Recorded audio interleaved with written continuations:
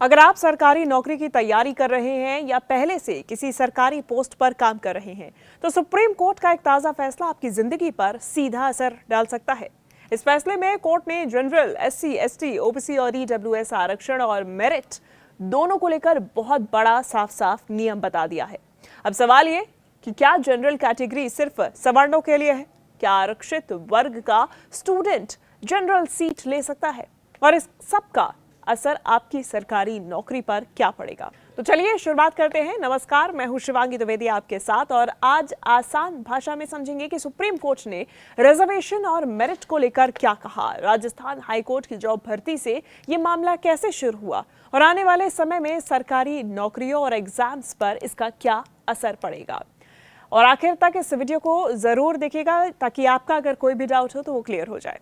तो चलिए शुरुआत करते हैं। सबसे पहले समझेंगे कि आखिर सुप्रीम कोर्ट की तरफ से क्या कहा गया। फैसले की जड़ को समझते हैं। सुप्रीम कोर्ट ने साफ कहा है कि ओपन, जनरल या अनरिजर्व्ड कैटेगरी किसी भी जाति, वर्ग या लिंग के लिए रिजर्व नहीं होती है। यानी कि जनरल कैटेगरी सिर्फ सवर्णों के लिए नहीं है, ये सीटें उन सबके लिए खुली हैं जो मेरिट के आधार पर कट ऑफ पार कर लेते हैं। कोर्ट ने कहा कि अगर एससी, एसटी, ओबीसी, एमबीसी या ईडब्ल्यूएस जैसी किसी भी आरक्षित कैटेगरी का उम्मीदवार बिना किसी छूट, जैसे कि उम्र में रिजर्वेशन, फीस में छूट, क्वालिफाइंग मार्क्स में छूट, ये किसी भी रिजर्वेशन को लिए बिना जनरल कट ऑफ से ज्यादा नंबर लाता है तो उसे जनरल सीट पर ही जगह मिलेगी। उसे सिर्फ इसीलिए रिजर्व कैटेगरी में नहीं धकेला जा सकता कि उसकी जाति आरक्षित वर्ग में आती है। कोर्ट ने इंदिरा साहनी केस है, जो कि 1992 का केस है, और सौरभ यादव की केस जैसे पुराने फैसलों का हवाला देकर ये बात दोहराई और साफ कर दी कि जनरल कैटेगरी में किसी को भी रिजर्वेशन नहीं है, ये सिर्फ सवर्णों के लिए नहीं है।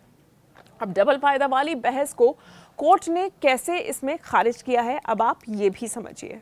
देखिए, अक्सर ये तर्क दिया जाता था कि अगर आरक्षित वर्ग का उम्मीदवार जनरल सीट पर भी बैठ जाए तो उसे डबल बेनिफिट मिल रहा है। एक तरफ रिजर्वेशन का हक, दूसरी तरफ जनरल में भी एंट्री।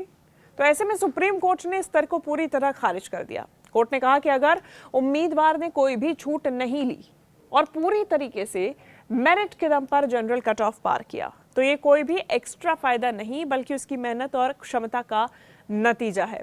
अगर डबल फायदा वाली सोच को मान भी लिया जाए तो आरक्षित वर्ग के सबसे टैलेंटेड और मेधावी कैंडिडेट भी हमेशा सिर्फ अपनी कैटेगरी तक ही सीमित रह जाएंगे, जो समानता और सोशल जस्टिस की भावना के खिलाफ है।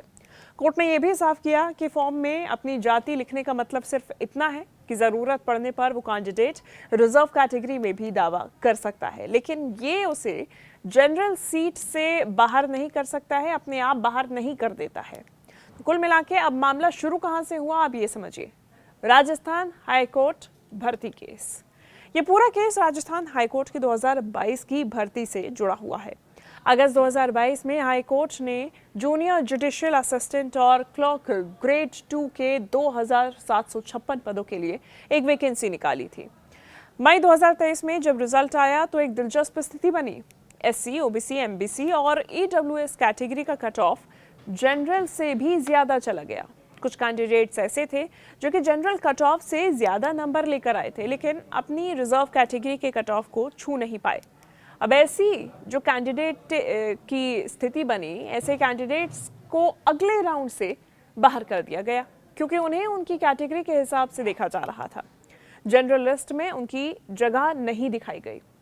अब इन उम्मीदवारों ने राजस्थान हाईकोर्ट में इस सिस्टम को चैलेंज किया। हाईकोर्ट ने कहा, पहले ओवरऑल मेरिट के आधार पर जनरल लिस्ट बनेगी, जो उस लिस्ट में आ जाएं उन्हें अलग से रिजर्व लिस्ट में नहीं धकेला जा सकता।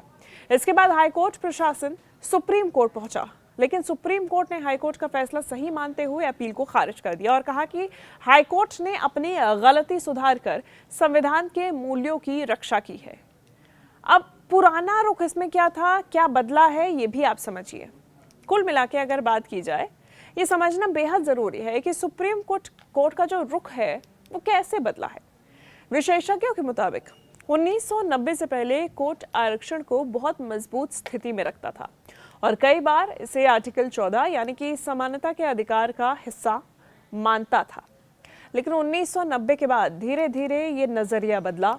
1997-98 के फैसलों में कोर्ट ने कहा कि आरक्षण कोई मौलिक अधिकार नहीं बल्कि इनेबलिंग प्रोविजन है, यानी सरकार को ये सुविधा दी गई है कि वो जरूरत पड़ने पर आरक्षण दे सकती है।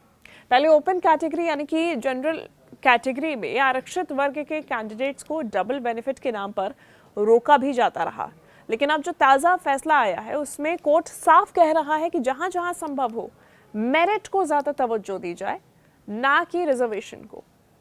सितंबर 2023 में सीआईएसएफ भर्ती से जुड़े एक केस में भी सुप्रीम कोर्ट ने यही कहा था, अगर भर्ती नियमों में साफ साफ मना ना हो तो ऐसा आरक्षित उम्मीदवार जो कुछ शारीरिक मानकों में छूट लेकर आया लेकिन लिखित और मेरिट लिस्ट में जनरल से ऊपर निकल गया, उसे जनरल पोस्ट से बाहर नहीं किया जा सकता है।